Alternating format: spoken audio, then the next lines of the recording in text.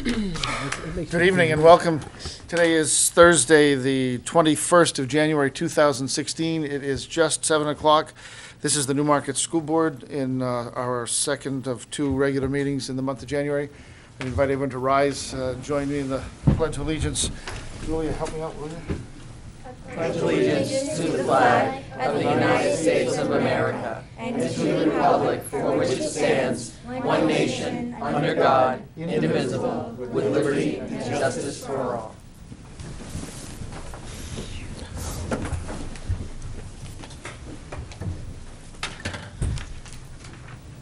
We have a couple of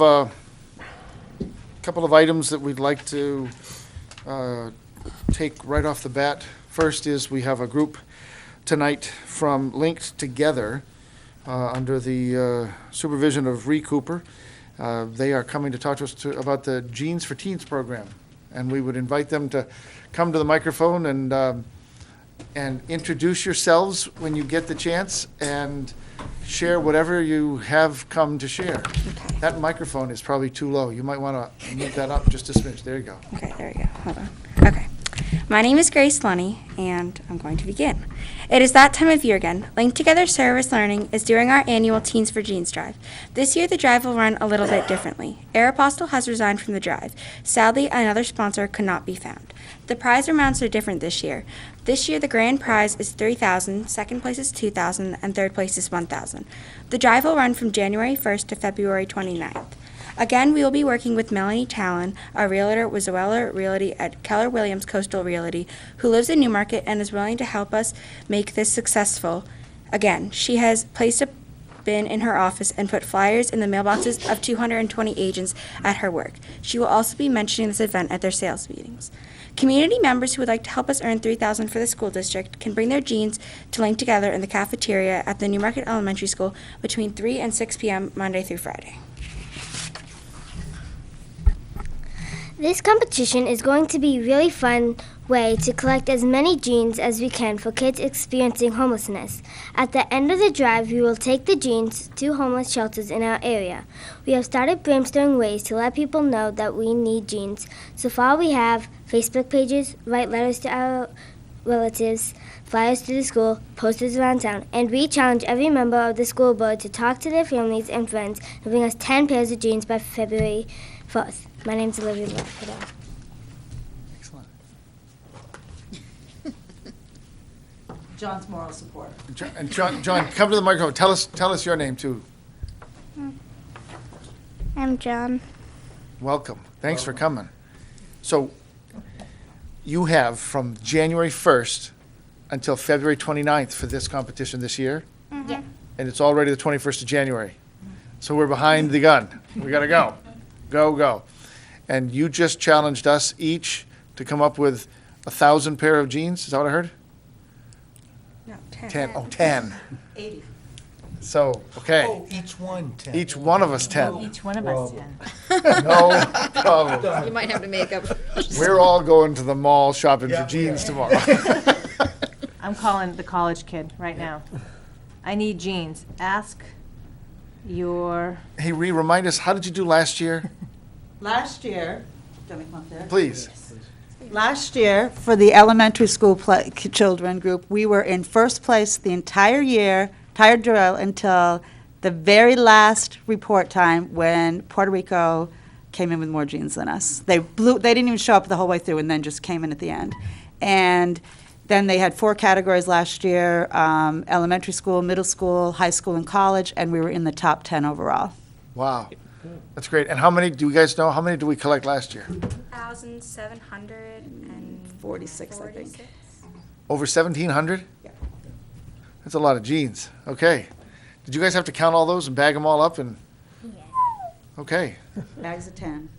Excellent. All right. I have a question. Do you have a question? The challenge, I'm assuming that challenge also goes to our business Oh, yeah. administrator and our student rep to the board. That's how I got my 80. Oh, okay. All right, we just want to be clear, and if anybody fails to make that happen, you'll let us know? But we'll be back here to pick them up, so, and then, Okay. So we're this going to year bring, We're not required to take a funny picture. Last year was a funny picture, but if you're willing to, we would like to take a picture of you with your jeans so that we can post them on Facebook. That really helps get people going. It's not often you get an opportunity to turn your superintendent in for not bringing his jeans. So. right, But you don't have to wear mustaches this year. we did mustaches, didn't we, last year? All right, so on February 4th, our next board meeting, we're going to plan on being here a couple minutes early. Maybe we'll take a funny picture with you guys to commemorate, and then we'll count out and figure out who among us is getting the lashes, because we don't have 10 jeans. So we're all going to have 10 2 weeks? in 2 But it weeks. even works out that sometimes, we're only asking to get 80, sometimes people have more than 10 pairs, so they help each other out. Yeah, please. Whoever's got more than 10 jeans. Not gonna happen. Dr. Barton, did you have a question? Do the jeans have to be blue? No. They do not. They just have to be, You bring in pink last year? I did, You did, yes. okay, okay. But now they don't You wear got some jeans black anymore. jeans They're in and some private white schools, jeans so you it's all gotta bring in. khaki instead of jeans. I had pink and purple, and I had, yeah. I don't know. 3 sons, we might have some jeans around that are not blue. Okay, that's great. They just, that's a great question. I mean, Contact your they just son. have to kind of look like a jean? They have to be, yeah. Yeah, okay. All right, guys, anything else that we should know before, do you think you're going to challenge anybody else in town? Well, we were going to challenge the budget committee and town council this week, but that didn't happen. Okay, well, Babbitt Maybe was next, sick. maybe next meeting, the next meetings I have. that's good. And maybe, give them less time. That way we can shine by comparison. All right, guys, thank you very much for Thank coming. you I know for you've got another supporting meeting, so Thank you. have a great night, you guys. That's the Link Together program, service learning of Link Together, and we appreciate them coming in. Quick, before we move to public comment, Jamie Ray is here. She's making great stuff happen in our schools with music, so come tell us what's up next. Hi, my name is Jamie Ray, and I'm the music and band teacher in both Newmarket schools. The elementary school music program has a tradition of taking the kids to a music festival at the end of every school year. In the past, we have attended the Great East Festival, which takes place at Canopy Lake Park, but over the past few years, this festival has become increasingly more expensive, and we've also increased our number of students.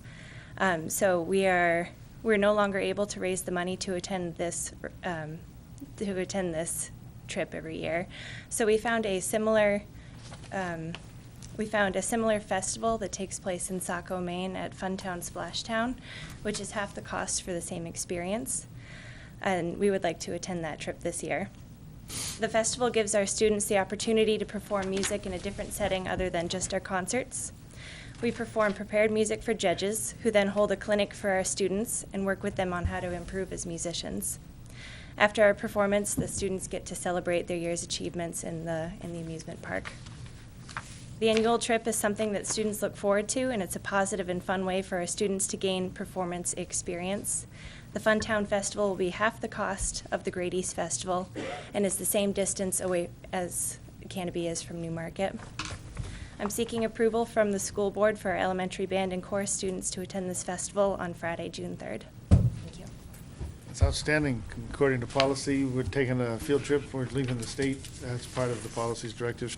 It's great that Jamie's brought it to us, and I tell you, I can't comment with numbers, but I know we have all seen this program just explode in the time that you've been working with these kids, and so we appreciate that very much. And I think a lot of these students are going to appreciate seeing a new venue for this celebration. So I seek a motion to approve the request for Saco, Maine for the band field trip. So moved. Second.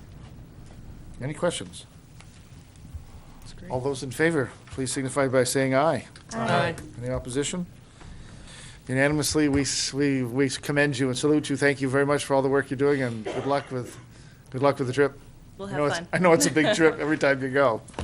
Thanks for coming Thank in. you. Very much. Now, we'll move ourselves into public comment and invite anyone with an interest to address the board and the public, they can do so now.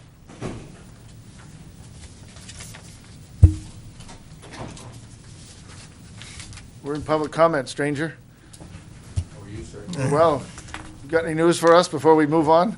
Actually, I do have a quick question. Well, take your coat off and stay a minute. We're moving quickly. It's cold out there. David Spiegel, Maple Street. My question is, how do I access, is it the Ayers Report? Is that the name of it? Maybe Joyce report. Pardon? The Joyce? Joyce report? Oh, Joyce. Dick Ayers, Dr. Ayers was part of that team as well, yep. How do I access that document? We're working on it. Oh. We're gonna, Actually, you can go on to the facility committee page, which is, if you go to the district website, there's a facility committee page. Right. Go under documents under that, and it's right there Okay, with a name. thank you. Yep. And my other question is, I know you're working hard at exploring the facilities options, and I applaud the efforts that have been made. I still would like to know whether there is any consideration being given to a combination of some facility construction and tuitioning, because obviously the facilities evaluation is considering not just what was once high school, but everything from K all the way through 12.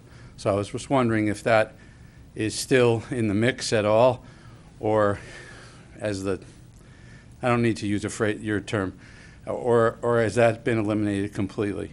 And if so, at some point, I think it would be a good idea to communicate to the public why the tuitioning option has been dropped.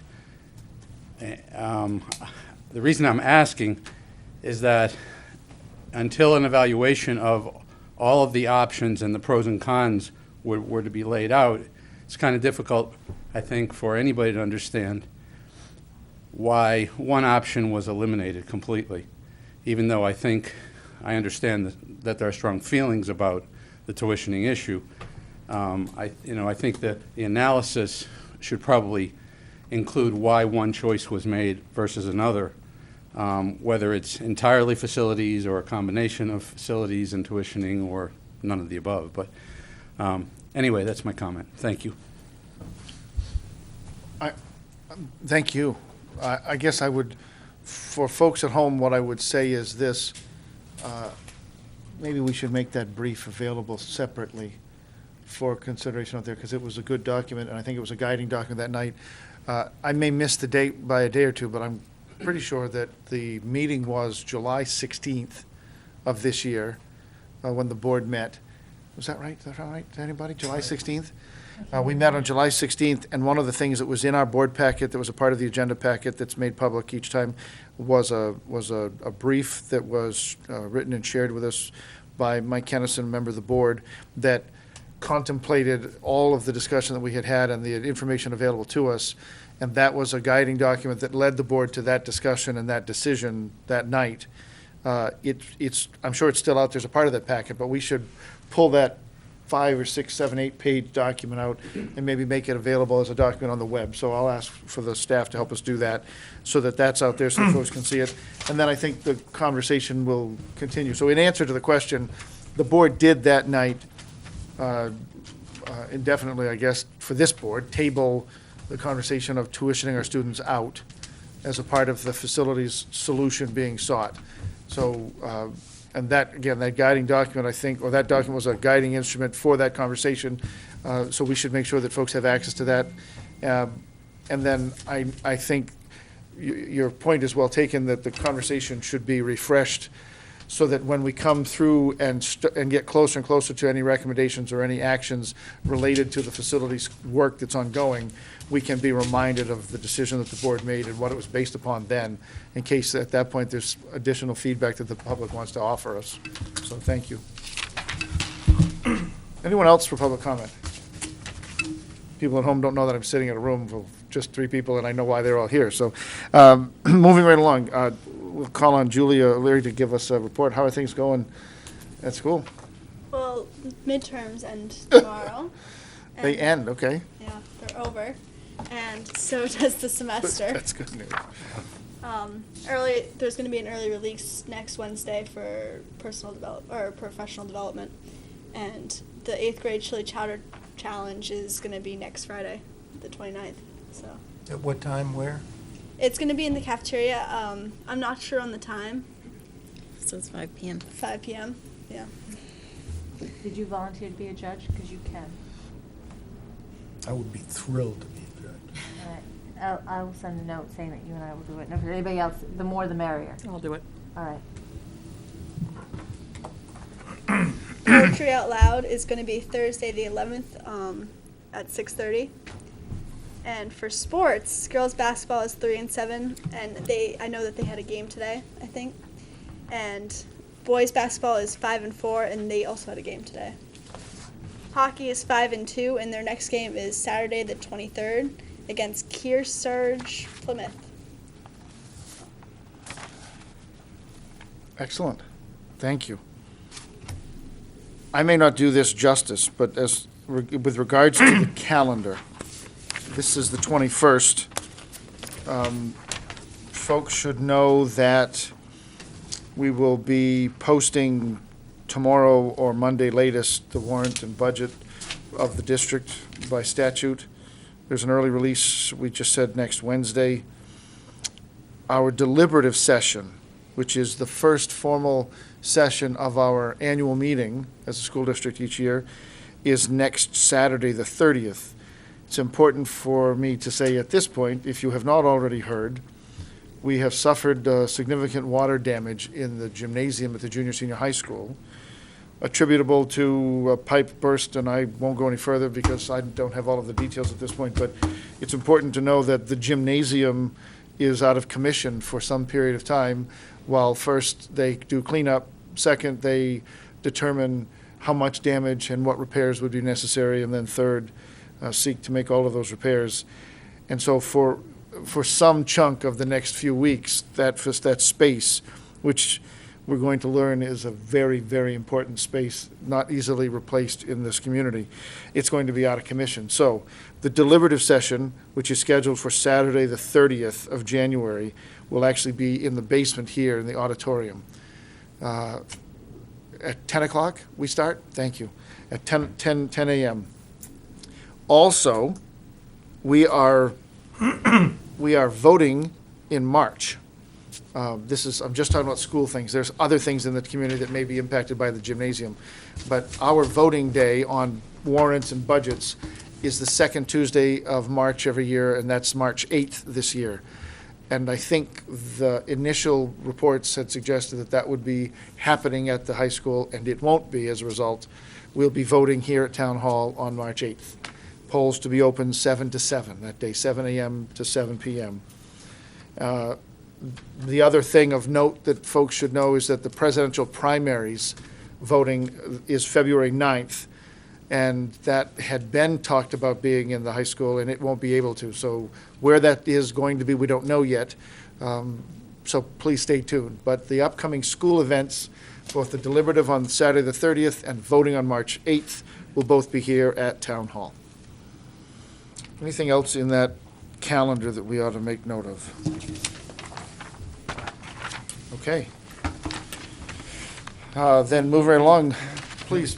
Yeah, on that front, I know we're still gathering facts. Will there be an announcement by the school at some point over the next days or so about to the community about the status of the gym and all that? I expect that you'll probably have a Blackboard Connect message, come out from the principal. Well, I mean, we could give a progress report tomorrow if you would like us to do that, what we're doing, what's happened, right, and where we're at in the discovery phase of the thing, and be happy to submit something and put it on our website and get it out there. I think that would be helpful. Yes. Yep. I think the biggest thing is to take some of the pressure, not just the pressure, but our rec department, the basketball association, there's a lot of events that are being displaced now or flat out canceled as a result. And it would be important to make sure that we communicate such that some of the volunteers involved don't take the clubbing over the head for people not understanding why. If we get out and can make sure the whole community knows that we've had an accident and we've had damage done, and that's why some of these third-party groups can't use the space any longer, that'll help. In the back, I had a question about it. Yeah. One other thing that this weekend, Sunday, is supposed to be the big show jump rope exhibition at the gymnasium. And when I left school today at 5, it looks like, I don't want to make sure it's not definite, that it'll be held at Epping High School. Okay. And we're going to have to move the time up, and they're being very generous in clearing part of their slot to help us out. That's because nice. They're neighbors. So there will be notices, and hopefully the reverse 911 thing will So go the out. silver lining in all this, we can catch the Pats game and the jump rope show, is that it?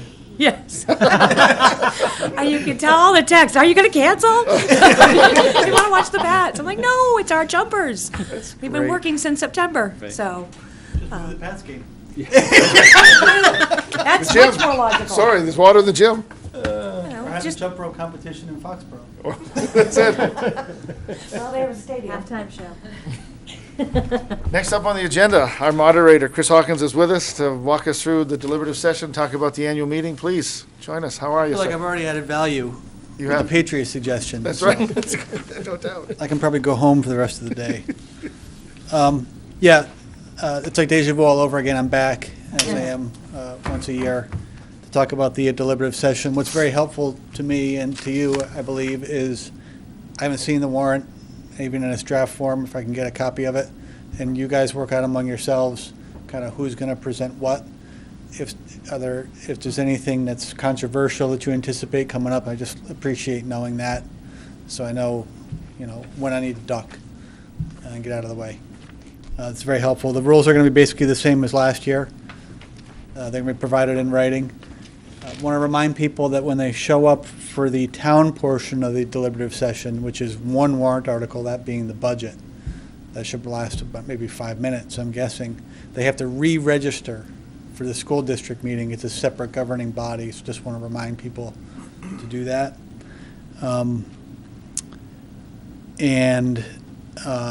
Another thing I want to remind people of, and I did this at the town council meeting last night, we obviously had a recount the last time we had a school district election. And we learned a couple of things in my mind that are important for people to know. One is, every year there's at least one person who shows up at the polling place to tell me that the machine is inaccurate. Well, we hand counted the ballots, and it turns out the machine is pretty darn accurate to less than 0.3%, so 0.003, which is an insignificant, well within the margin of error, I believe. So the machine is accurate for people who are wondering. The other thing is, we found out, and some of you remember this, that we had 15 or 20 disqualified ballots that we just couldn't count because folks took the trouble to come down and vote, took the trouble to fill out the form, but did not read the instructions, and so checked off 3 boxes when they were only checked 2. So please, folks, we want you to come down and vote. Read the instructions carefully when you're filling out your ballots, whether it's for the town elections or for the primary election. If I can just do a brief PSA about the primary election coming up. There's only one other building in town large enough to accommodate the primary, and it's going to have to be the Public Works building, I'm guessing. Okay, the official word is going to come from elsewhere, but that's what I'm guessing it's going to be. So I want people to be aware of that. It's going to be, I anticipate that it's going to be a very long day with a lot of people moving through the polling place. Would appreciate it if people are very patient. Everyone's going to get the vote. It's going to be okay. And if people can just be patient, have a little bit of a sense of humor about it, we'll get through. There's going to be long lines. I anticipate that there's going to be a lot of campaigning and stuff going on there. It's all fine. There will be clearly defined places for people to stand and not stand, and things to do and not do. But just want people to be aware. There's been a significant change in the state law in terms of primary voting, which is if you do not have a photo ID, you fill out an affidavit. If you decline to fill out, if you fill out the affidavit, don't have your photo ID, I'm required by state law to take your photograph with a Polaroid camera and attach that to the affidavit, and that gets sent up to the Secretary of State's office. It's not my choice, but it's the law, and that's what's going to happen. I just want people to be aware of it now. Please bring your photo ID, and you'll get through the process a lot quicker. I want people to be aware of that change in the law. Other than that, in terms of the deliberative session, if there's anything that you anticipate coming up, you don't have to tell me now. Send me the warrant. It's helpful to know. warrant article number 1 will be moved and seconded by so-and-so. Yep. So if nothing comes from the audience, I know who to turn to. If questions come up, I'm going to refer them probably to Nate as the chair, and you decide what to do with it. And my job is, it's not my meeting, it's the voters' meeting. I'm just there to be eye candy. It's basically my function. These are the jokes people. No comment. That was good. These are the jokes people. Christine doesn't even look up. She knows. She's been around too long, she knows. So other than that, that's all I have to say. Tell me about March 8th voting. You were talking, when you talked about the photo ID, that was primary voting? Yeah, that's, What about our local district I voting? I'm going to find this out definitively on Saturday when I go over to Goffstown for the training for the primary election. I believe that provision only applies to state and federal elections, not to local elections. We have no regulation that I'm aware of that requires us to take these photographs for local elections. So just like when you go in for the deliberative session and you check in, I don't think we show photo ID for that. You should bring it anyway, just in case. But it's not required under our local ordinances that I'm aware of. I think this is a state requirement. I think it's a good habit to get into, to just carry your photo ID with you, but this is what the legislature in its infinite wisdom has decided that we're going to do. There's been a lot of talk about it in the moderator listserv and around the moderator community. A lot of people have trouble with it because it's just another burden dropped on top of the moderator. It's a busy day for us anyway. But it is, if you don't have a photo ID, you decline to have your picture taken, I can't give you a ballot. You can get an exemption from it if you fill out another affidavit claiming a religious exemption.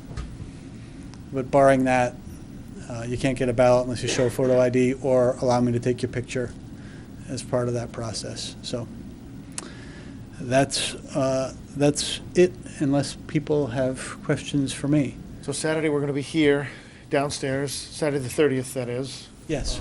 Checking in, starting presumably at 10 o'clock, unless the town's meeting goes any longer. Well, I which is think unlikely. we have to start at the time you post it to start. We do? Okay, good. So we can't jump the gun. Any other questions? Thank Always you. a pleasure to have you come in. Thank you, sir. We'll see you then.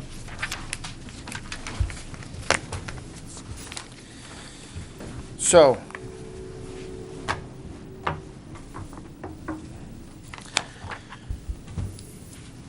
next up, item on the agenda is superintendent search. And the board, we talked briefly, and so I guess I'd like to use this as an opportunity to formally announce and remind folks about how the process ended. Help me if I make a mistake. I wrote this down, but it's in the car, apparently. On Wednesday, the 6th of January, we held a day in the district for our two finalists, Julie Kuchenberger and Meredith Nato. And they were with us from 8:30 or so in the morning straight through until the close of a public session at 8 o'clock.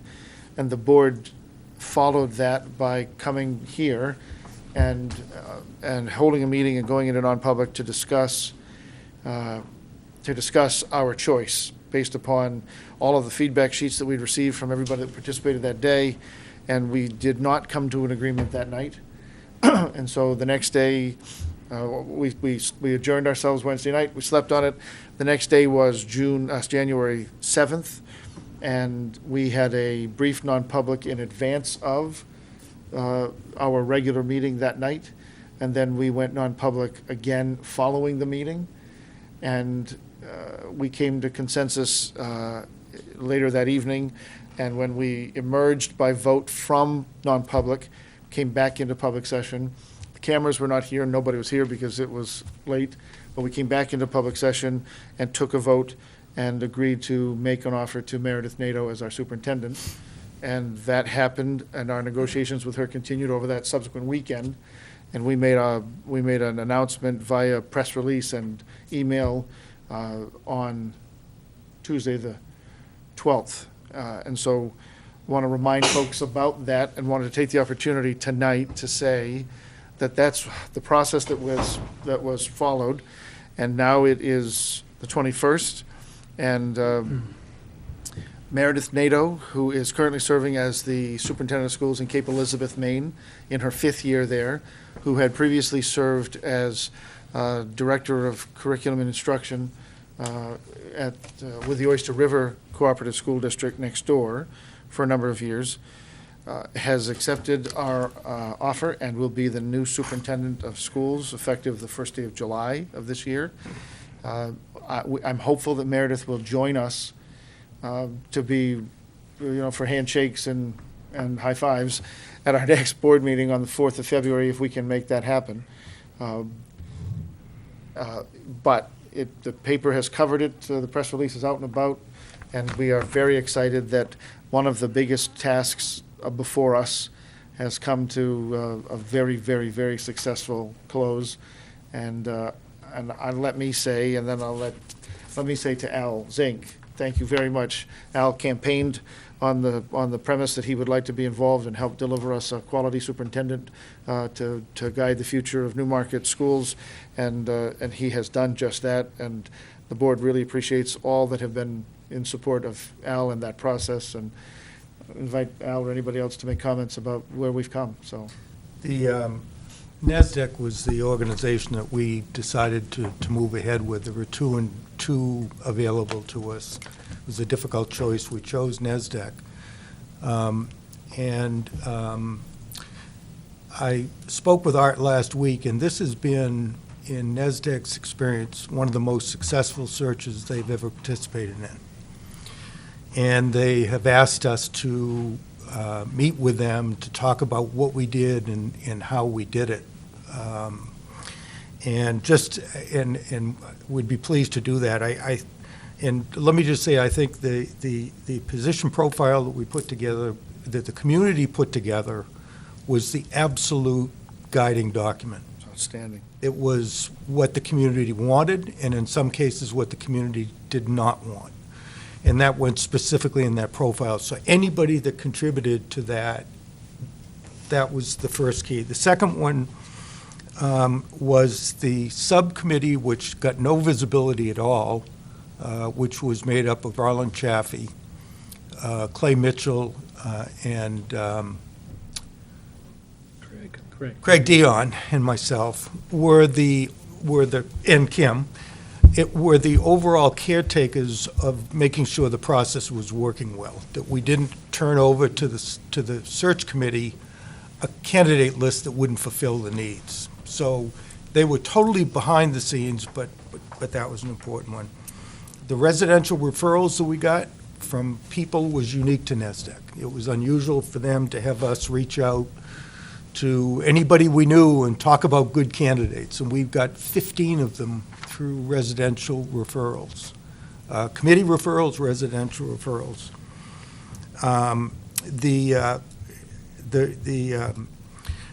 The work of the board, which most people didn't get to see, was invaluable in as much as we spent hours and hours and hours and hours looking at candidates, doing references. We had NESDEC come in. Actually, Art Betancourt came in and spent probably a couple hours with us talking about questions and the whole process. And finally, the enthusiasm of this community was what brought the game home. Unquestionably, whether it was teachers or the students were great. The candidates were just overwhelmed by the enthusiasm of what we've got going on here, and I think that credit goes to the board. I mean, it was not an unbumpy trip, but it was a successful trip. So I thank you, and I appreciate your comments. But it was you guys that pulled it home.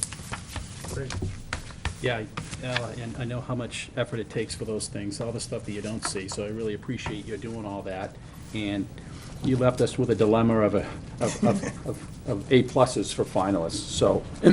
But I think what was really encouraging, and again, what the public didn't see, was the debate that we had. It was strong, it was civil, it was on the merits, and I think it shook out in the right place, So that's encouraging, and encouraging not only for that decision, but I think others going forward that we're going to need to make. Dr. Burke from NESDEC said, we really need a decision. And I said, I'm sorry, we just don't have one yet. We're still debating and discussing. So she said, can I tell them that when they call me? And I said, yes, please tell them that we're still deliberating. They should both accept that as a very good sign. Nathan, one of the things that I wanted to say is that, I've never been more proud of our town than I was that day, being in meetings with elementary school students, high school students, teachers, parents, towns members. I mean, everyone was involved in the decision-making process, and serving in the board in the ways that we all did, it was refreshing at the end of the day for people to come up and say, you guys have provided us with two very excellent candidates. Thank you for doing that. And I'm excited for what's to come.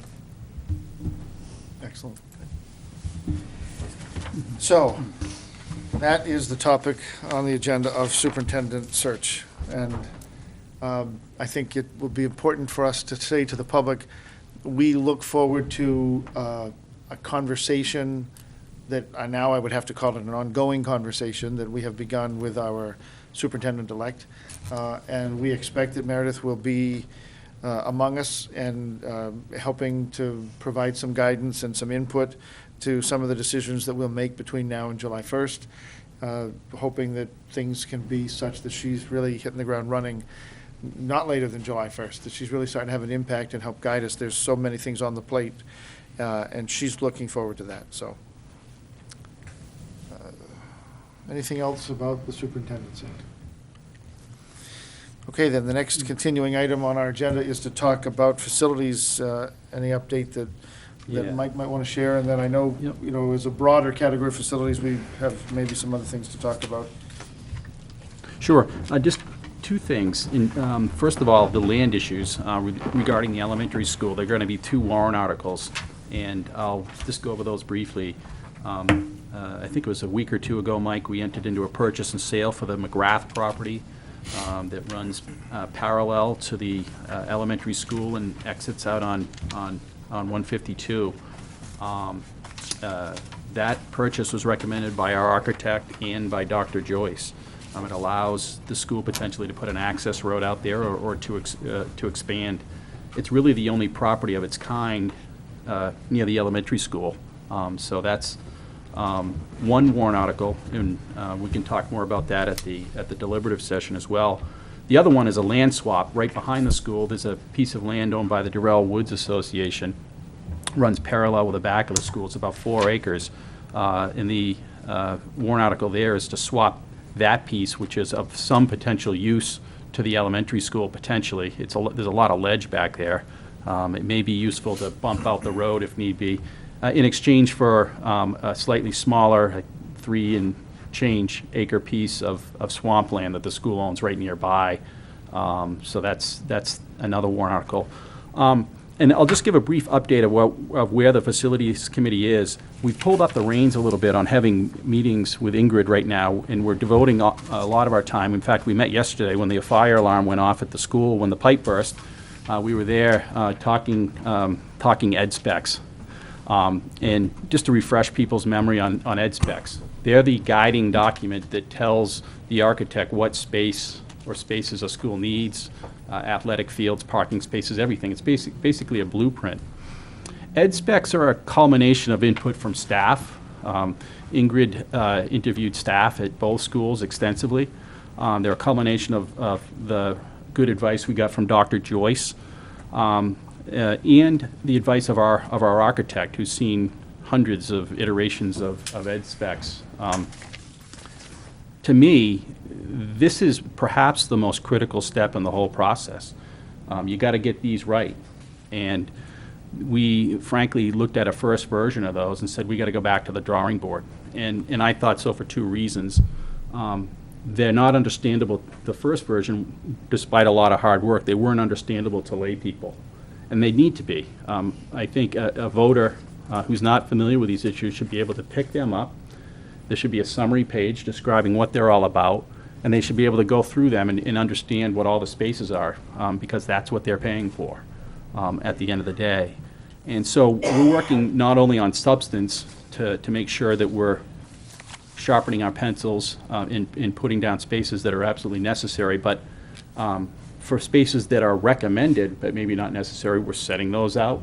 And for wants, there's a list of wants that we set out as well, so people can clearly understand this is absolutely must-have needs. These are recommendations, what we probably should have, and then there's a wants, sort of a wish list, I guess, as Ingrid would term it. So there'll be choices to make for the public to make and for the public to have input on down the road, but we want those choices to be clear. We don't want to, have people having to dig for the information. It should jump out at them. And so when I said we're pulling up the reins, we've taken some time to get that right, because until we get those right, there's not a lot of sense in moving on to talk about particular designs. We just sort of be chasing our tail. So I suspect we're close to another draft on the junior senior high, and one on the elementary will soon follow. What I suggested, and Ingrid thinks it's a good idea as well, is that once we get this draft spruced up a little bit, that we pass it around to the board members here, to the facility committee members, and then ultimately we meet as a group, so we don't have to go through the whole thing multiple times in a work session with Ingrid, with the principals, help contribute to it, and ideally Dr. Joyce, if he'll entertain us, so he can give our input. And that way we can sit down and make sure that we all understand them. If we have any questions, we can tweak them. But if we can get people understanding, doesn't mean everybody will agree to everything, but at least it's all out there. If we can agree that we're done with those, then we're sort of off to the races, if you will. So that's what we're up to. That's why you haven't seen any other meetings, facility committee meetings scheduled so far. So in the background, we're doing some other things too in parallel. We're going to be meeting with Jim Hilton and the athletic directors to discuss the issues of the fields. There is a master plan out there for the rec department put out a few years ago. We want to make sure we're talking to the right people and we're getting stakeholders and interested parties involved. We've already done that, thanks to Al setting it up with the police department on security issues. And I think we need to meet with members of the town as well. Maybe Steve Fournier in the first instance, to start a dialogue there to see what common interests we may have. So that's where we're at.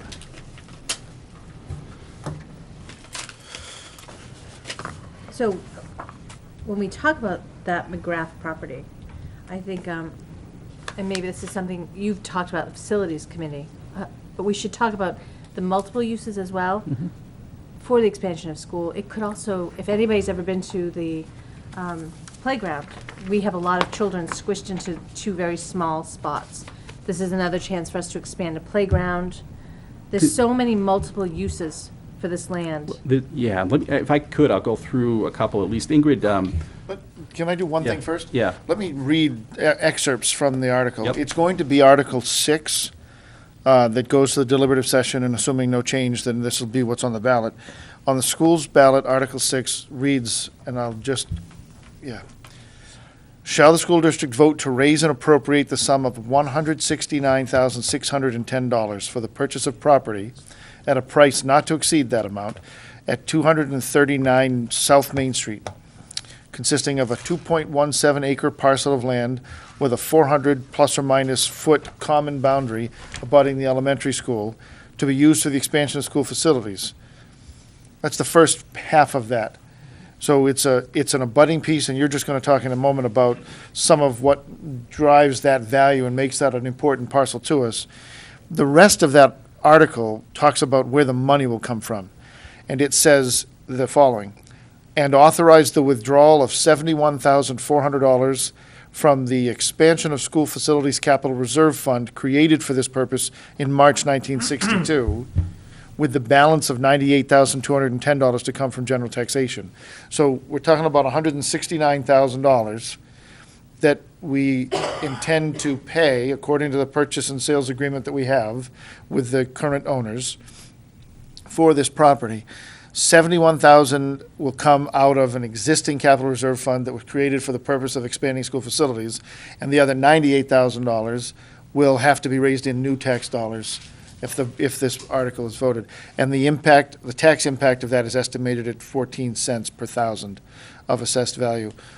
And there are multiple clauses to this, and so I know that when we met with the Budget Committee, there were some questions or concerns about the language, and we've tried to tweak some of the language to make it make more sense. So Not this one. almost half of this money is going to come out of existing trust fund that the money's already there. The other 98,000 will come from new taxes. All of that is to buy this piece of property that abuts, and having interrupted, let me go back and say, now talk to us about the Joyce report and Ingrid and some of what it is that we think could potentially happen there. Right. So Ingrid sees at least a couple of potential very helpful uses. Right now, both the buses and parent drop-off happens out front. It's congested. It's not ideal, to put it mildly. There's a lack of parking on the elementary school site as well. Everybody's sort of going to the same place in the morning. It's not good. So there is a potential, this is one thing that Ingrid sees already, of having maybe a bus drop-off. You'd have to reconfigure, entrances and all that, but having a bus drop-off out back and an exit road going through the McGrath property. Through the new property. Yeah, out to 152, and a parent drop-off out front that goes through the existing sort of access way. That layout would also help you move your playground in and not having a road running through it between the school and the playground. You could expand that area too. You could substantially expand the area of the playground, which is really tight right now. So that's one possible use. The other possible use is more playground area or more fields. It's a flat upland piece of land.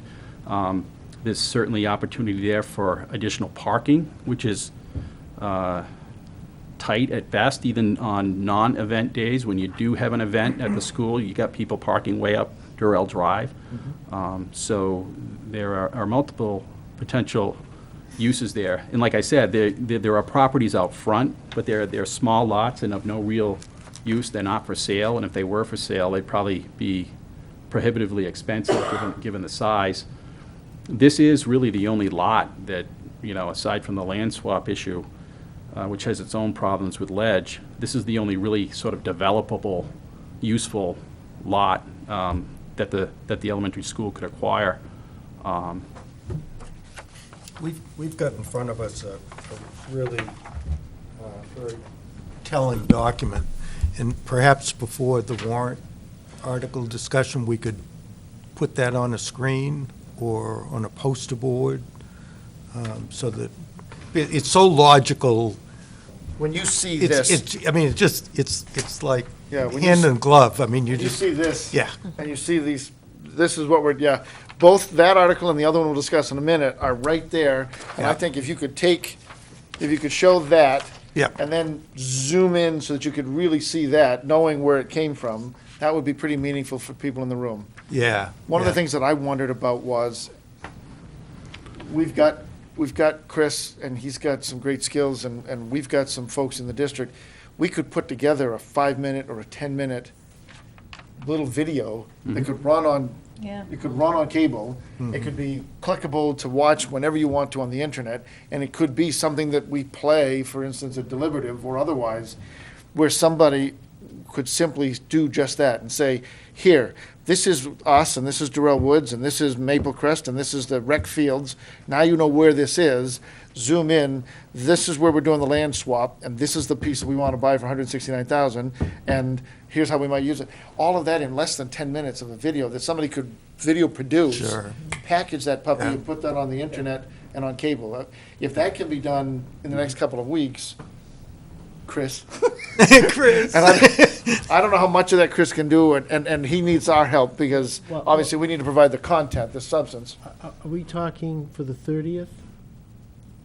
I didn't know, when we're you talking said for a March. couple. For March. Okay. For March, for the election, as we march through the month of February, the sooner we could package it up, the better. Get it on YouTube. If nothing else, if we could figure out a way to get that graphic in a usable, readable content. Right. Yeah. if we're gonna be downstairs, isn't there a projector mounted Oh, and a screen? I think So we we can can splash that get a up for graphic. deliberative. We can get a graphic Good. for the deliberative. Yeah.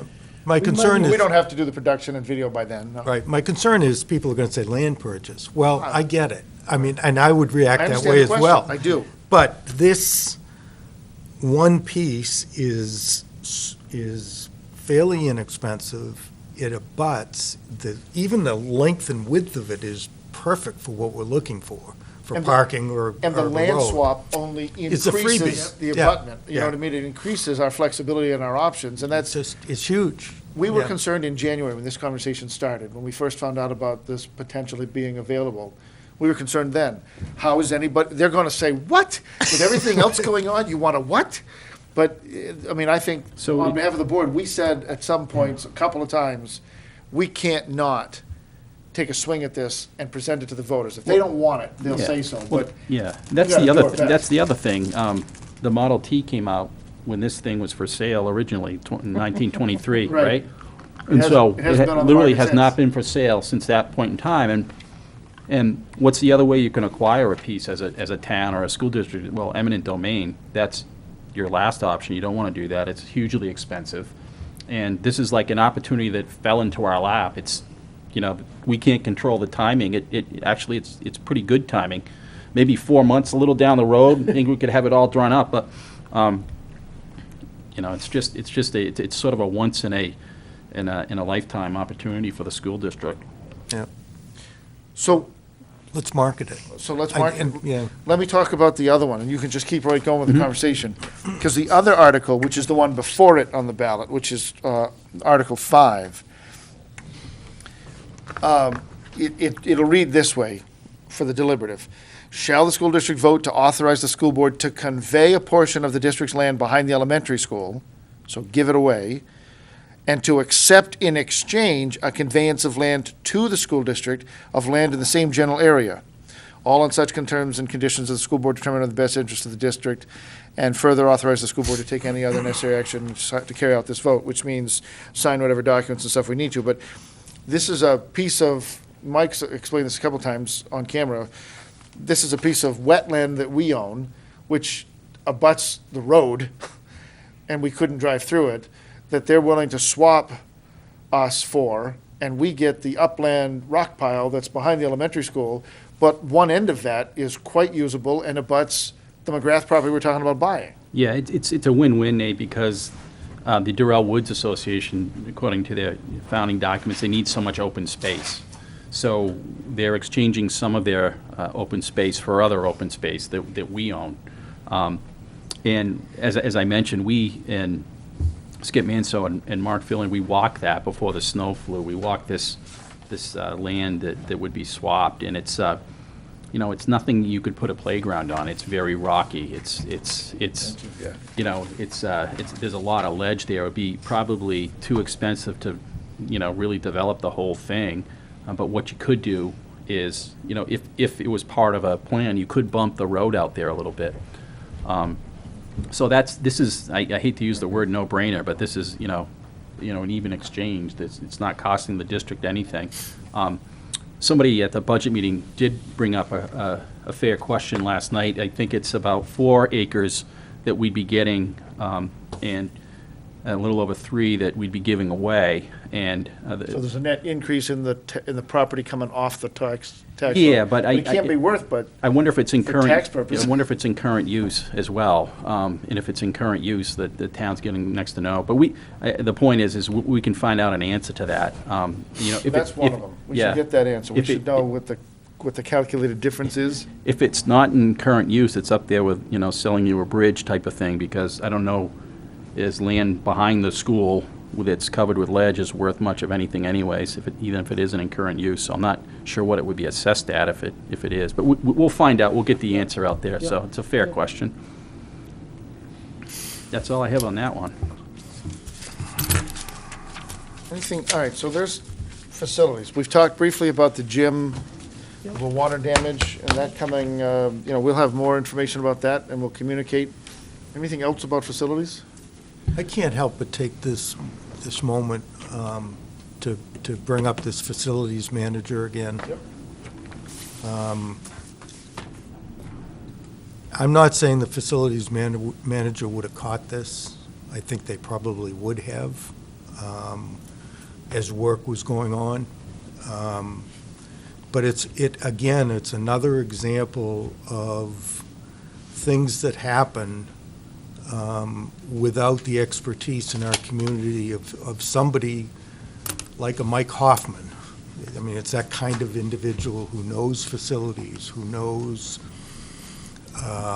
systems, whether they be heat. We're going through this discovery right now in the heating system, and where the board has taken a role of its own on trying to make sure that thing stays together for the foreseeable future.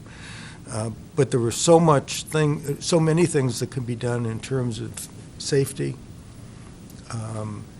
efficiency, whether it's fuels or whatever. We know that there's some pretty significant comfort issues, particularly at the elementary school, where we've got cold air pouring into a classroom that has no heat. A return coming into a classroom, cold air return coming in.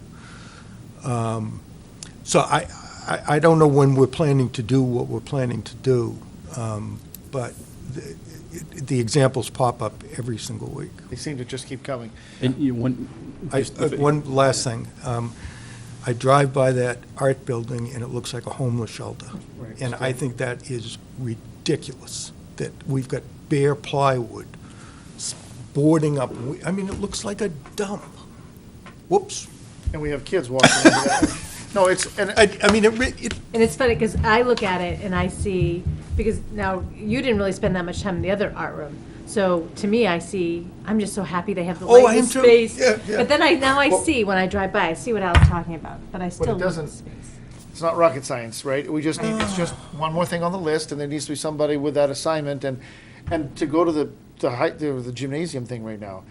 In this community, the superintendent, the business administrator, and the principal are all now very actively involved, to some extent. I haven't been here to know what extent, but I'm assuming, very actively involved in helping to make sure that we coordinate the efforts and we move that thing forward.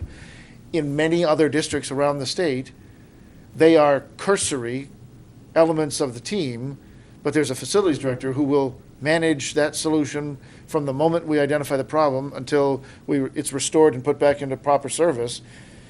And they don't have to come away from all of the other duties that they have. And we've never had somebody whose focus was to deal with things like that.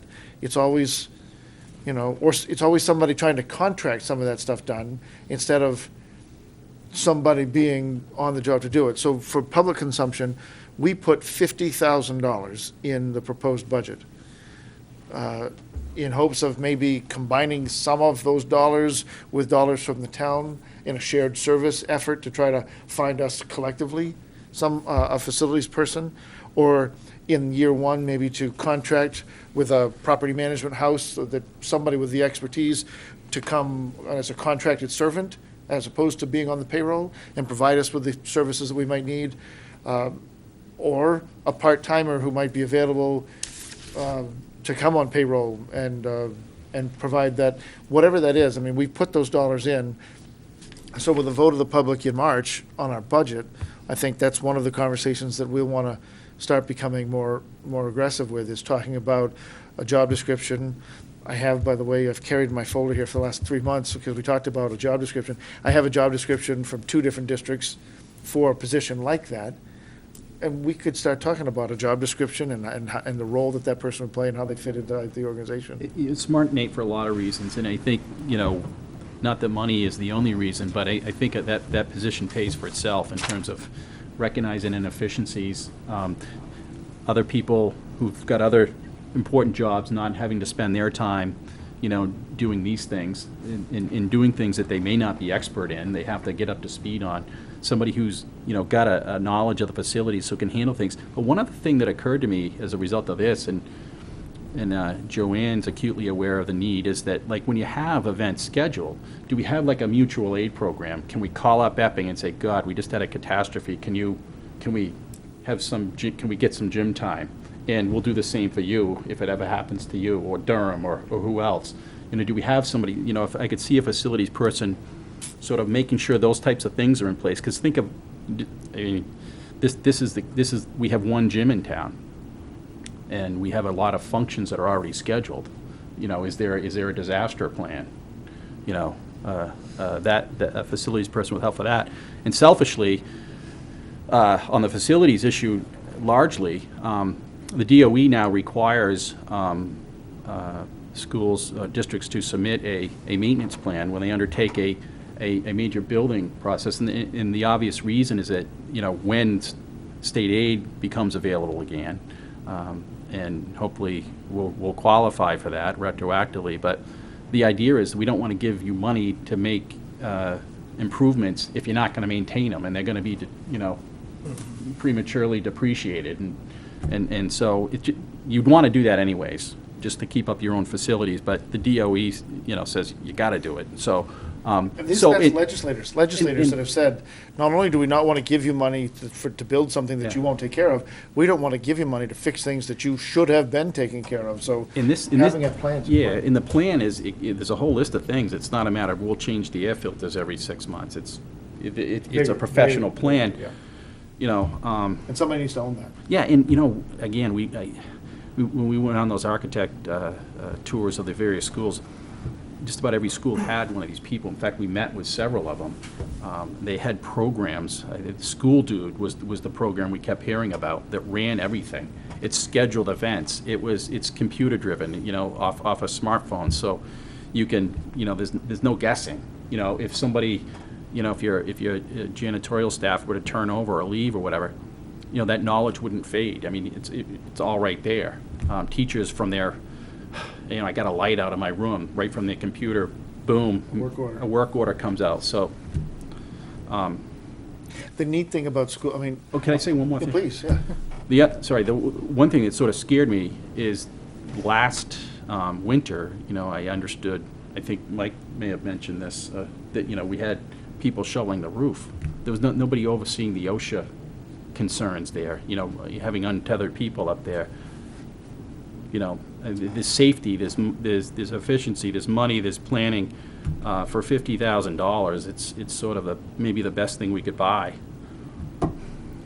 Somebody needs that tool you talk about, School Dude. There are other products, I'm sure, but having worked with it, one of the things that's really great is over the period of time as you build the system, it doesn't necessarily know what air compressor you have on the rooftop, et cetera, but when you have had someone do the preventative maintenance, and identify the parts that they needed. You need this air filter, and here's its part number, and you need these tools, and it should take you about this amount of time. It's almost like a warranty shop or service saying this is the package that it should take to do this repair.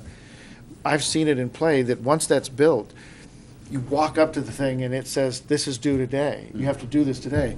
Or you have to do this on Wednesday, for instance, on Monday. So you make sure you have the filter, you make sure you have the tools, and at the appointed hour, you rise to that compressor and you do the PM and log the whole thing. It tells you everything that you needed to do.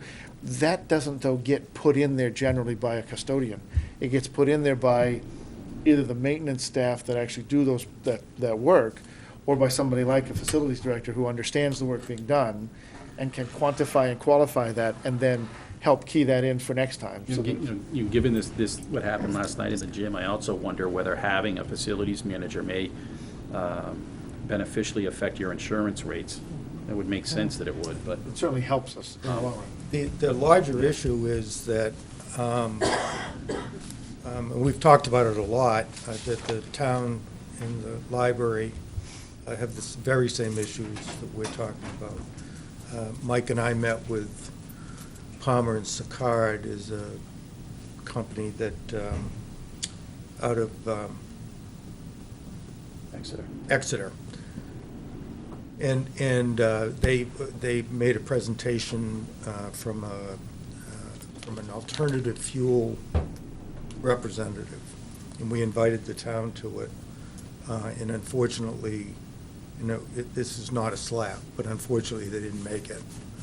But they've got the very same issue here in terms of heat sources and so forth. And I know we've got the potential, not the potential, I know we've got a joint meeting coming up with the town at some point. Maybe that would be the kind of thing that we could take a first step on. Take a swing at it. That's on the agenda tonight, for sure. Just take a swing at it, and you know, what I heard from Palmer and Sicard is, and Mike was there at the same time, we are just wasting, we're not operating well, and we're not operating with any technology. So that's, and I agree with Mike too, the safety issues that we're ignoring in some cases. For example, during the build this summer, the exit was blocked up on the back of the building by sand piled up there. It was there for a month, and it's just, we can't keep doing that this way. Eventually, it's going to It's going to get us. Yep. So. Okay. Well, some of what we've already talked about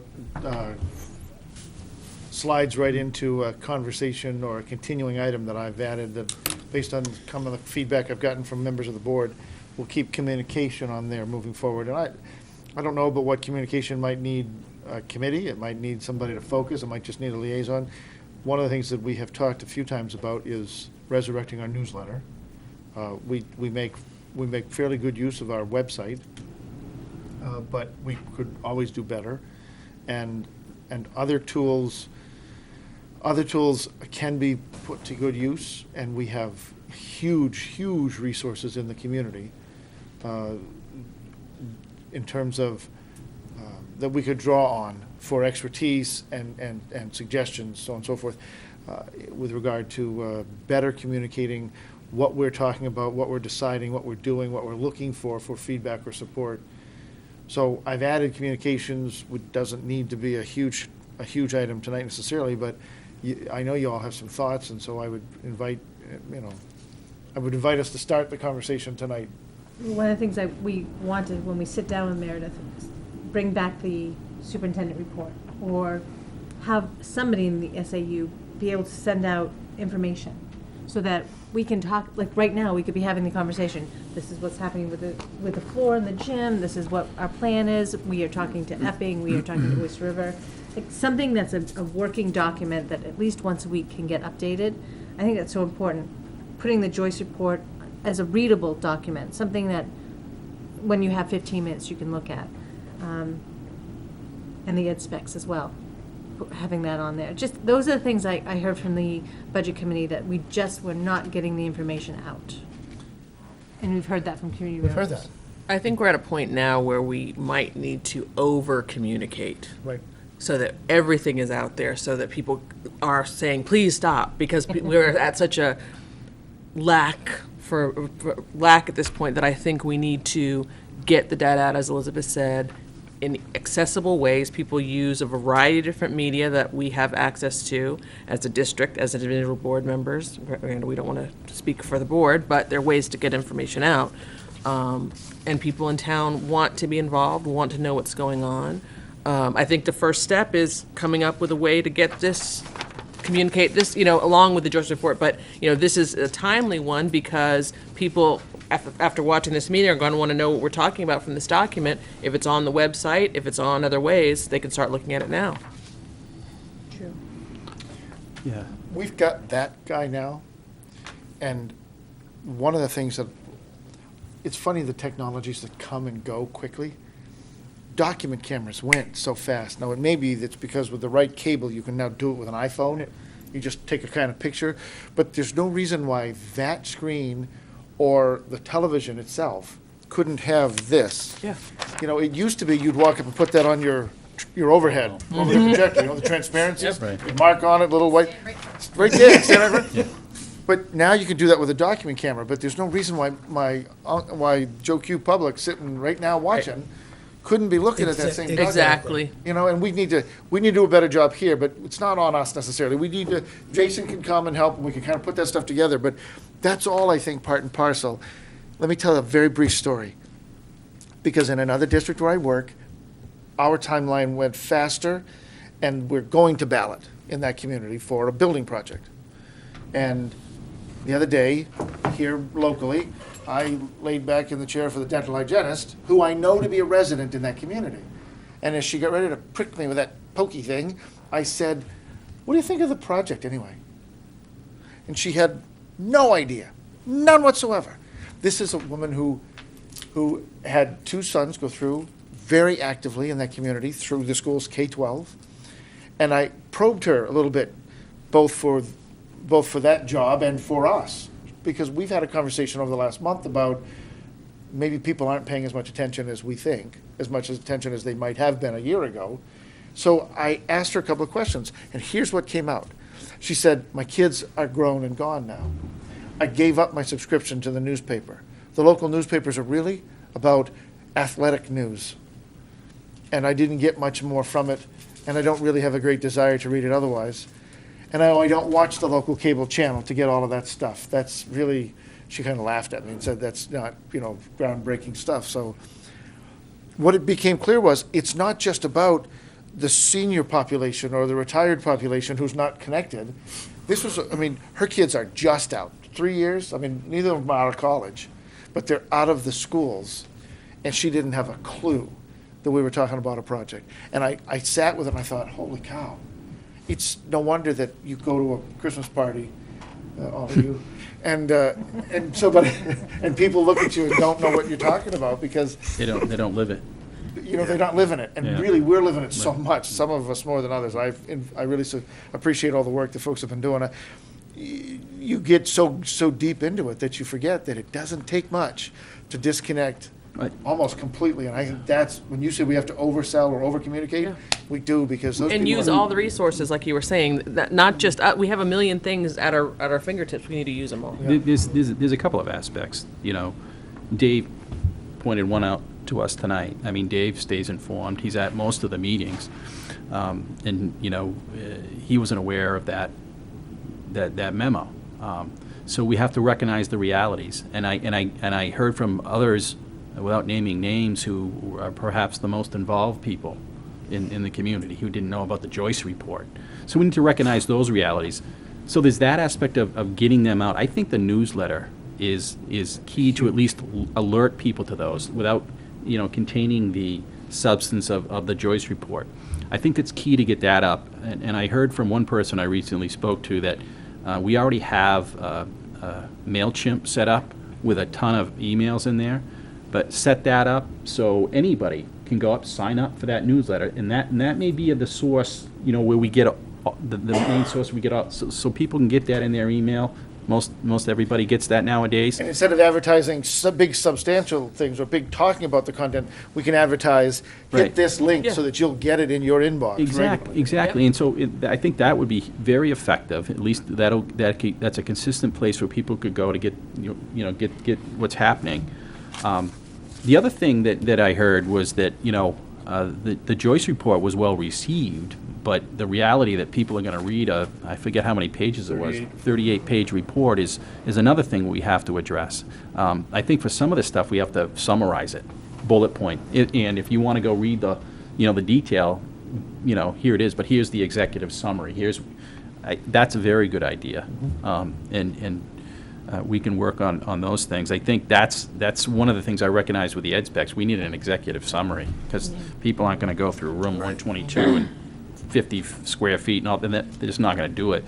So it's not only getting it out through the right channels, but getting out the digestible information. So I think we as a board ought to talk about who's going to be responsible. I don't know, we don't have to make that decision tonight, but we should give it some thought about who might be the best person to be responsible for getting this out. There'll be some protocols. We'll have to get our information in by Thursday or whatever, or whenever it goes out, and that sort of becomes a habit.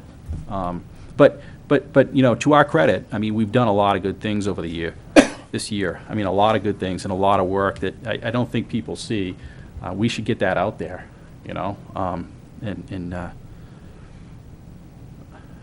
We felt a lot of pressure about not having a bond article on the ballot. I'll speak for myself. A year ago, we said, give us a year. Now a year has come by, and we just couldn't see clear to having a credible swing at something like that right now with enough enough public involvement, et cetera. But part of what came as a result of that were comments, not on camera, but there have been off-camera comments. What happened? What have you guys been doing? And I think that we felt some of that pressure. It would be nice to feel like we had made enough of a case to say, what do you mean, what have we been doing? I mean, we've had a lot going, and we didn't make the ground up fast enough, despite for the facilities committee, for instance, having, an insane number of meetings in only a few hours. I mean, it was crazy how much, but, to be able to more methodically communicate what is happening so that you don't feel that angst when you don't necessarily hit a self-imposed timeline or expectation. One of the things I would suggest is the town does a particularly good job on their newsletter. I don't know how many of you folks receive it. Yep. I get it every week. Every week. And I get a report from Chief Sear. I get a report from Rick Molaski about hydrants being flushed. I get a report from Steve talking about events going on in town, and I don't know how long when I read it, I can read it in 5 minutes, but everything is there. And I don't know if he does it himself, I don't know where it comes from, but it's very well done. The pictures are great, it's crisp, it's concise, it's colorful, and it's just, if we could take that as a model and say, we got to do at least as well as that, then we'd be great. And I'm not going to, yes, I will speculate. My guess is Steve's probably doing a lot of himself. However, the contribution from Chief Sear is coming in every week. Right. It's a police log. It tells you what the hell's going on in town and another heroin problem or whatever. There's a reporting expectation's already been established. Yep. Because I know, I hit Penny and I say, Penny Boderman in the office. I say, what's the chance we can get that downstairs to Steve fast enough for it to make Friday's news? Exactly. Because I don't know his timelines. I'm not part of that reporting tree, but I know how useful it is because I see all the other stuff that I read on it. So when we get to that point and make our principals, department heads, when we are kicking against the same kind of reporting expectations so that on a regular basis that can go out. It's this chilly thing that we're going to do. Yep. Nobody's, it should be on, for crying out loud, a bowl with some steam coming out of it. That's what the town thing would look like. Or in the jeans. Jeans thing. It's true. And the report that you talked about, Mike, the Dr. Joyce. Dr. Joyce, Because remember, here's the other thing. This is an electronic email that you're getting. Yeah. So you're pulling it up. You might be doing it on your phone or your iPad or your laptop, but you could click through that. That Joyce report, when you make comment on it, you can click on it and it'll pop you right to it and bring it right to screen. There you go. There's no reason why you can't, as long as you're on a device that has internet access, et cetera. Mm-hmm. And now we have spoon-fed. Right. You had a question about the Joyce report the other night. Do you know what the Joyce report is? We've been talking about this. Mark Joyce, Dick Ayers, Carl Ladd, they did this document for us, blah, blah, blah, blah. Click here for the executive summary. Click here for the whole shooting match. And there it is, right? Our newsletter should be able to do all of that. That's very contemporary technology, and it's huge. So I guess my question is, what do we do? It's nice to talk about it, but what do we do? Talk to Jason, and we talk to Meredith, and we get the ball rolling. But what we could do as a board is start telling people, listen, we're going to start doing this again. Have you signed up? Well, there's got to be a mechanism that we could put on the site that we could have people, and then it's just a matter of that sort of spider webbing out. Mike, could we go to Sean and Chris and Patricia and so forth and say, give us every week. Yeah. Go to Steve right now. He has all the mechanisms set up, right? No, but I'm saying to get the input. Content, yeah. And say, it's your responsibility every week to send us this on what's going on at the high school, this on what's going on at the junior high. Yeah. And at least get it. Mm-hmm. I bet they'd be thrilled to do it. I don't see any reason why we shouldn't I'll talk to Mike so we can operationalize this, Yeah. but in February, couple of cycles, take 2 weeks. Take 2 weeks and have them prepare it Yeah. and send it to us. So that for 2 weeks running, we get to see what it looks like, they get to test the mechanism, they know that it works. Sure. While they're at the same time building the online connection so that people can opt in. We talked about this once before, and Mike just mentioned this MailChimp. We have a list out there already. I think we owe it to that list, having left it dormant for a year, Yep. to email them one time with a note that says, you had already opted in, we're assuming you want to stay in, and we're going to start sending you a regular Well, newsletter. can't we- A new If you don't, opt-ins. let us know. Could we do that? I mean, one of the next 2 things we weeks. could use is a town thing to say we're gonna be doing it. Can we use their same list? The town and the school, you're We saying? won't, I mean, Steve could send it out to his list and say, check out the schools if you want to opt into one of theirs. And then I still think we should resurrect the one we've got and not lose, because a lot of those people, Could we send them out together? So you get both the town and the school in one? Is that too crazy? I mean, Is that it's too so- complicated? It doesn't have to be complicated. I think it's just a choice, and, there's a lot that we do that is crazy. Chris Hawkins was saying, you're gonna walk in the door, check in with the supervisor, the checklist at 9 o'clock, and 30 minutes later, we're gonna kick you all out, make you come back in and check in again, because it's different government. It's a different, any of the legalities that connect themselves to the opt-in or I gotcha. opt-out. I get you. But we talked to Steve, because there's no reason why we ought to reinvent the wheel, and that's like Mike's saying, Steve's got the technology. If Jason doesn't immediately say, oh, yeah, I know how to do that, because Steve's thing doesn't just come with text. It's got the banner, it's got the footer that says, if you don't like this, you can change, here's the phone number, it's a well-conceived tool, and I'm trying to remember what Jim's was when he was doing it. I think it was the same. It was a nicely formatted, had the Newmarket kind of logo, the school logo across the top. Yep. So we just want to make sure that, Colorful. yeah, it was colorful, that we put our best foot forward, too. Well, one of the candidates mentioned doing the superintendent Right. letter, which could be the same idea. I've read the one from Cape Elizabeth, and it's It's great. unbelievable. All right. So, can we assign this to somebody? I mean, I think right now we'll leave it with I'll put it on Mike and the leadership team. He and Matt and Chris, Pat and Chris and Sean can come back with, and again, I think technology, Jason can take a swing at Yeah. making the technology stuff happen, here, Chris, and empower these guys with the tools they need. Because again, it shouldn't take it doesn't take a lot of science. The technology's there. They Yeah. ought to be able to just type it into Word like they're typing a letter and publish it, so. I don't want to overstep it, but it'd be great if in a couple of weeks, Sean and Chris said, okay, something here's out. our plan. Yeah. Come here and say, Show us what it's gonna look like. Show us a what- picture on that thing. We've got some things going on, so probably everybody's a little overwhelmed. So I wouldn't say a couple of weeks, just because of everything that's happening there. But progress at least. Yeah. Just tell us how it's coming. Yeah. I mean, We could- definitely Jason, I well, think. the issue though is, I agree with you, the issue is though, we got some very We important gotta get- warrant Yes, stuff. we've gotta start If getting- we don't get this thing, I agree. we're losing our, Doesn't have to be a weekly at this point, but we have to get the tool in place so we can start to get them out. So maybe just Jason and Mike can start it, and like somebody just said, send it to us, show us what it looks like, we okay it, and then we start filling it in. and I know we've got some people in the community that skills. have offered their help Yeah. to, It's,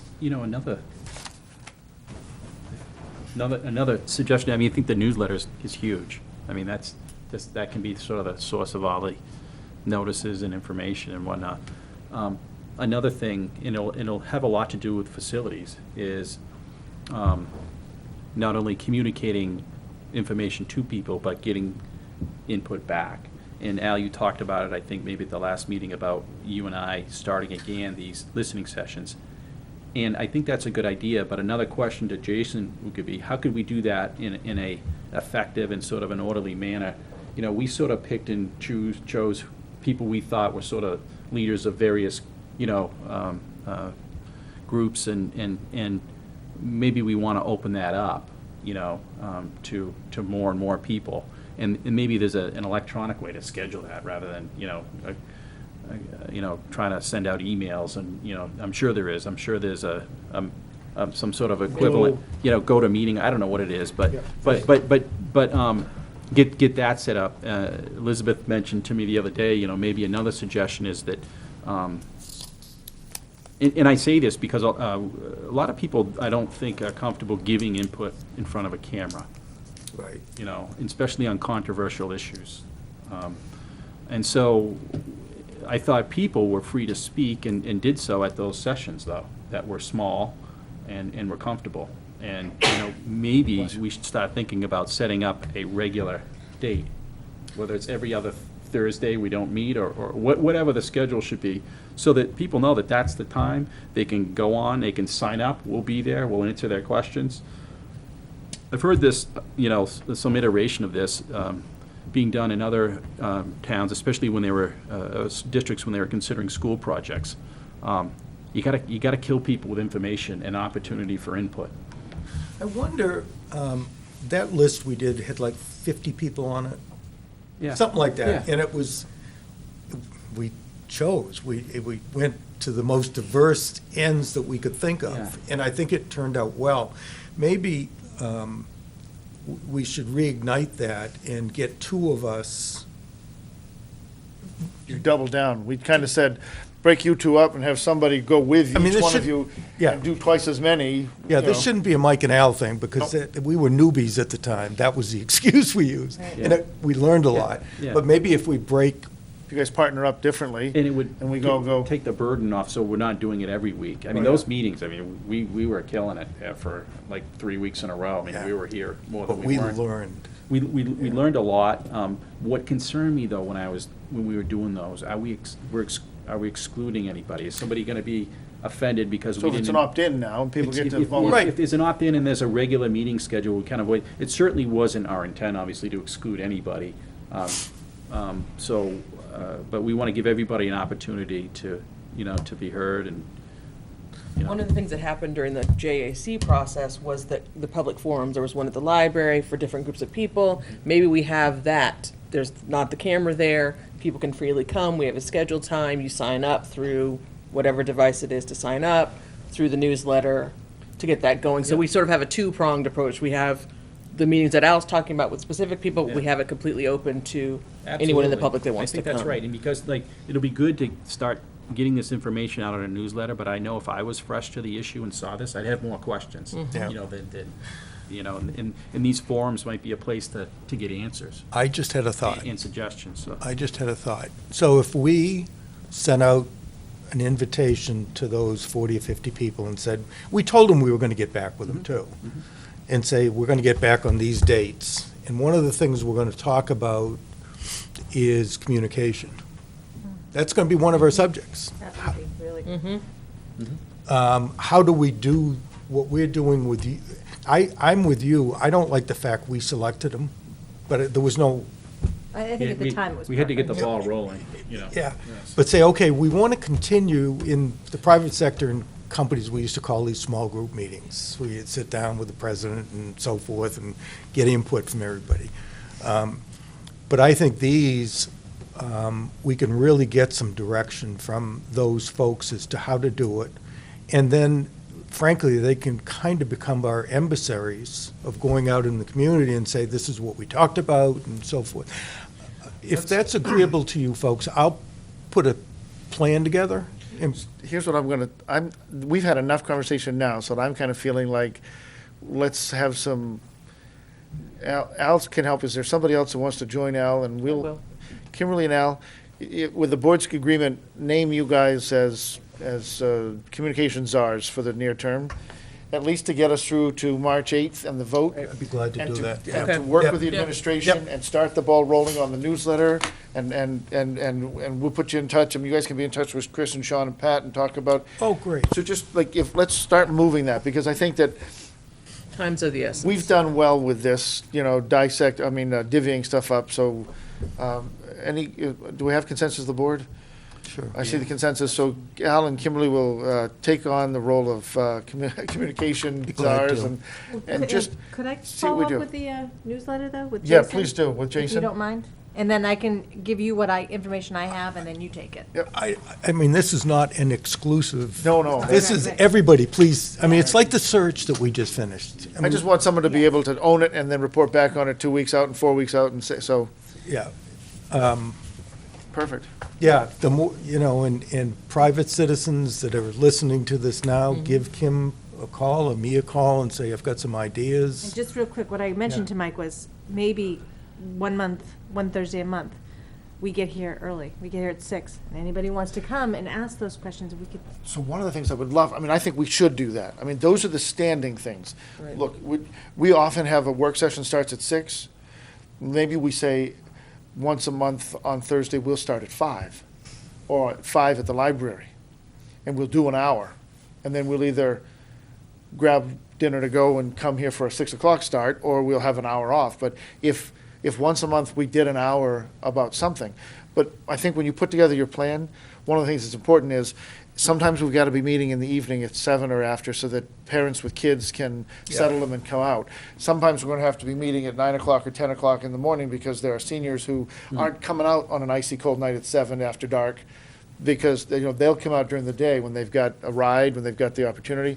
We need to vary it enough so that we make sure we can reach to all the constituencies. Yeah, So we're that missing that right now, because I always feel a tension when we have these public comment things, that it's really, there's a public comment, and that's like, we can't really, we're not engaged. You can't, Right. yeah. That's not the mechanism to do it, but, or the time to do it, but we need it, we're gonna need that time. So the only thing that we need to do is again, as long as it's 1 or 2 of us, it's not a quorum, it's not a meeting. We don't have to post that meeting. It can be a regular forum to greet the public and to have some conversation, collect some information, recognizing that we're not there as a board, so we're providing updates on what's happening. We're not making decisions or policy at that moment. But we could sprinkle those meetings all over the calendar, and I think we should. We can announce them in the newsletter. Yeah, in the exactly. And I think one of the starting points, Mike, not to let you off the hook, is really get together with staff, with Sean and Chris and the rest of the staff, and say, we're doing this, we're going to do it, but it's really their show. I mean, it's a lot, I'm going to be very surprised if Sean and Chris aren't pretty excited about doing something like this, so. Do you and Kim want to meet with me, schedule a time to meet with me, just to kick around the can so that we Sure. get pointed the Yeah. right direction? And Sure. I'll send out an email tomorrow, Sure. and we can pick some time. Sounds good. And again, all I would say in addition to that is get Sean and Chris thinking about it too. I'll be happy to. Excellent. That's what I was looking for, and I appreciate the conversation about communications. That's great. Do we have anything for personnel tonight? There wasn't anything on the agenda, so we're going to kick right along to correspondence. So I meant to, 2 weeks ago when we met on the 7th, I meant to mention this under correspondence and failed to, and I apologize. I've had a conversation, Al has joined me, trying to help with connecting us. It's been a conversation ongoing with the council and the town administrator that I know I updated the board about in passing, but I just want to say it out loud for the public. I don't want the town administrator to be under any pressure for failure to coordinate a date, because he's trying really hard. And he said the other day, he said, they asked me a question and I had to tell them I hadn't heard back from you, and that's fine. Steve's doing a great job. So the council has reached out through Steve, and Phil Nazaro has reached out as chair as well, looking to have a joint meeting with the board. This is now directed by the charter. The last charter review or charter amendment included language that suggested that each year the council should invite a meeting with the school board to talk about matters of common interest and projects, that are, impacting the same community. And I think that we have, essentially my communication back initially was, wow, this was the end of November, December, we're in the middle of superintendent search, we still get the facilities question, we're trying to get a warrant together. Now is not the time for us to try to do this, because personally, I really didn't want this to be a check at the box kind of meeting. We could do that any Wednesday night that the council's in session. We could just show up, sit in the front row, smile, wave, and then walk out, and we'll have satisfied the charter. But I was looking for us to do something more than that, and I think that this first meeting ought to really be, and I think there's consensus with the council as well, it ought to be about having a discussion of what these meetings ought to be. If we are by charter supposed to do it once a year, and certainly could do it more often if we wanted, why would we do it, and what will be the purpose or the structure of the meetings? How will we prepare for them? How will we hold them? Here's one of the first questions. Should it be a meeting of the council at which the school board attends? Or a meeting of the board at which the council attends? Or a meeting of the council and the board scheduled on an alternative date when we'll come together? And how do we want to do it? Me, I'd like to go to the auditorium, sit around the table. I don't like this. I don't like this on a regular basis for what we do. It doesn't feel, this feels like for me, and I've said this before, this is like a performance. And really, it's a meeting of the board in public, not with the public, and I'd like to be able to, this has worked because I get to look at you all instead of doing this all night long like we have when we're spread around the dais up here. But I think there's 7 members of them, 5 members of us, our administrators with us, makes at least 14 or 15. I think we sit around a table downstairs where we can all look at each other and we kind of pull up an easel or a poster board, and we talk through some things and make it some functional time. They can put cameras in the room, they can put them anywhere they want for all of me, but I'd like for it to be a meeting of us. And so that's my 2 bits worth, but I think that's some of the things we could be discussing in the first meeting. And Al made reference to it earlier in this meeting. I think that the facilities manager and the shared services effort that continues to percolate could also be on the agenda for that meeting, so that we could take a swing at kind of propelling that down the path a little. So I know they'd like to do it sooner than later and have it done according to charter. We had said maybe we could push that off into February, once we get the deliberative session done, and try to find some time. If that's not working, then maybe it's got to go to March after the annual meeting is over. I'm looking for the board's feedback, and you don't have to make decisions tonight. We can come back for the 4th and talk about it more there. But I wanted to do 2 things tonight. I wanted to publicly say the council has reached out according to charter, and I appreciate that, and I'm sorry that we haven't given them, I haven't on your behalf given them any better answers.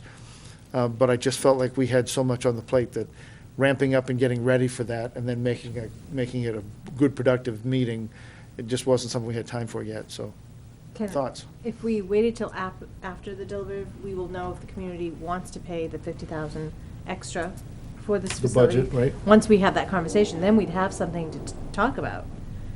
And then also you may have 2 new board members. We don't know. So if you could have it after the vote, you'd have a lot more to discuss. We would be able to discuss. I think that's a really good point. That's a good point. That's fair feedback. So. And also some, time to make an agenda. What do we want to cover?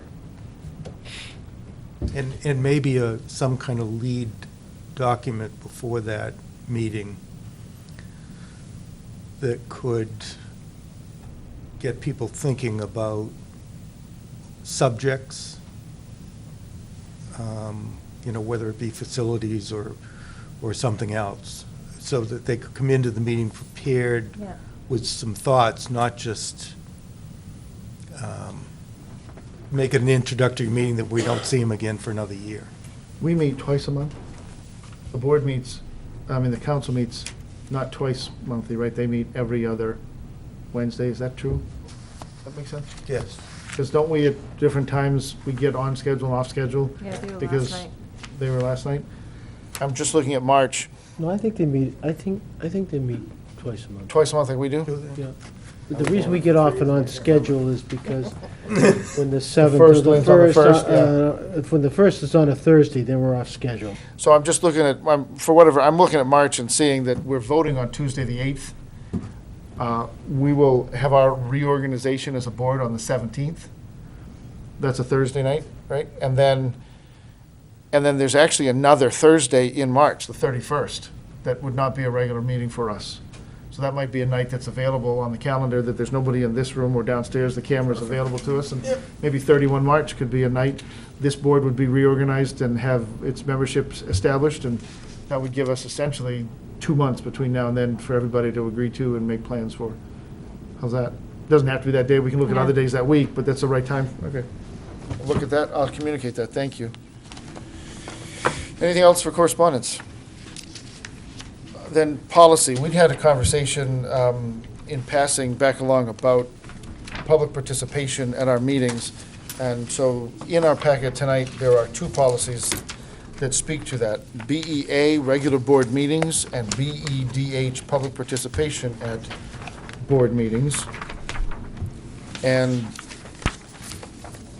the revisions that are proposed are in red. And so if we start with BEA, nothing is changing other than to clarify in the third paragraph. The board may or may not allow public comment at a meeting. We've added from residents of Newmarket. One of the concern that came up was a concern that we had this happen a couple of times when we were having the tuition conversation with Oyster River. We had folks come in from Lee one night and Durham another night and make quite a show at the microphone. And there was some question then about whether they had standing. In that case, the board certainly might have chosen to, because it was commentary on a tuition agreement that we were negotiating or that we were considering. But there may certainly be other reasons why we prefer to have residents of Newmarket speaking to the board with the privilege to do so, and anyone who's not a resident, the board having the privilege of making the decision whether or not input from that non-resident is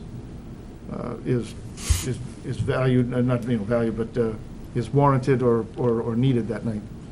So there's two changes made in BEA, simply adding the language residents of Newmarket in place of just public. And then in BEDH, in the second paragraph, you see it says, in order to assure that persons who wish to appear before the board, we're simply adding, changing the language to, in order to assure that residents of Newmarket who wish to appear. The first 50, they're being set aside for residents of Newmarket, and residents of Newmarket may offer comments on agenda items, et cetera. So no functional changes being proposed right now in the review or revision of these policies with regard to the practice of public, other than limiting it to residents of Newmarket. To deviate from that policy, obviously an action of the board to make an exception would be the board's discretion at any given opportunity. Our policy is that revisions or new policies need to be announced, read, considered, and then a second reading at our next meeting before we would vote these changes in. Any questions or other comments? Then we'll record in the minutes that those received their first reading.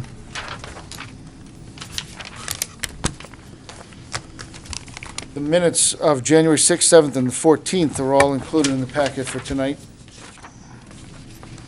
On the 6th, there are, remember the 6th was the Wednesday where we spent all day long, I just talked about that a minute ago, we spent all day long in the day in the district with the candidates, and then we came and started our meeting at 8 o'clock, or 8:22 actually, that night, and discussed our warrant for a few minutes, and then went non-public to talk about the superintendent.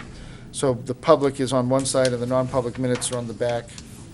Let's take a motion to accept those minutes of January 6th. So moved. Second. I have a motion from Ms. McKinney, second from Mr. Zink. Any discussion? Any amendments? There were new versions that came out today. You got those, okay. Hearing none, all those in favor, please say aye. Aye.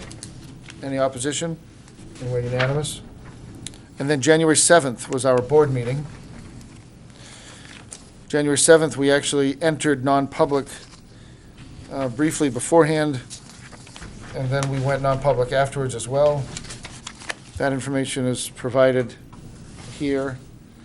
The change was noted, change in the non-public minutes was noted earlier today and added to the packet. I seek a motion to accept the minutes of January 7th. So moved. Second. Any discussion? A motion from Mr. Kennison, a second from Ms. McKinney. All those in favor of the minutes as presented, please say aye. Aye. Any opposition? Then we're unanimous. And then the warrant, we met in a 15-minute meeting here a week ago on the 14th to take formal votes of recommendation on the articles included in the warrant so that they could be moved forward to the Budget Committee for its final consideration. We appreciate, by the way, the Budget Committee accepting all of those articles and making their recommendations. The only thing that changed was the closing, the adjourning time of 5:45. I think that had been 6:45 on the original version. Seek a motion to approve those minutes as presented. So moved? Second. Any discussion? I have a motion from Ms. McKinney, a second from Mr. Kennison. All those in favor, please say aye. Aye. Any opposition? We're unanimous. There was a manifest with us tonight, if somebody's got the number. I do. I make a motion to approve the payroll AP manifests of 1/21/16, payroll manifest in the amount of $228,451.47, and the AP manifest in the amount of $206,343,086, for a total of all manifests of $434,795.33. I need a second. Second. Motion from Mr. Zink, a second from Mr. Kennison to approve the manifest as presented this evening. Any discussion? All those in favor, please signify by saying aye. Aye. Any opposition? Then we're unanimous. We should, Panzanella's is only open for 14 minutes? No, they're open till 10 now. Right now? Okay, Yeah, so. no sweat. So we have an hour and 14 minutes. We should, we should have a very brief non-public for the purposes of personnel under 91A32B, the hiring of a person and, where'd the other one go? Where's compensation? It's A, sorry, it's not on my card. A, dismissal, promotion, or compensation. And so I seek a motion to go to non-public for that purpose. So moved? Second. It'll be a roll call vote to go in under 91A32A. Motion from Ms. McKinney, second from Ms. Shelton. Could I make Please. a comment first? before Yes, we please do. I had the opportunity this morning to go over to the high school Yeah. after the sprinkler leak or whatever it was. And it's my understanding, I'm getting this very secondhand, so Mike, or Christine, you may know more than I do, but I heard that when the event occurred, that a number of citizens helped Yeah. sweep the water out of the gymnasium. Literally out the door, I think, yeah. Right out the door. Rick Molaski and his fire department was up there in 4 or 5 minutes. And Chris made the decision to bring in a representative on behalf of the school for the insurance issue.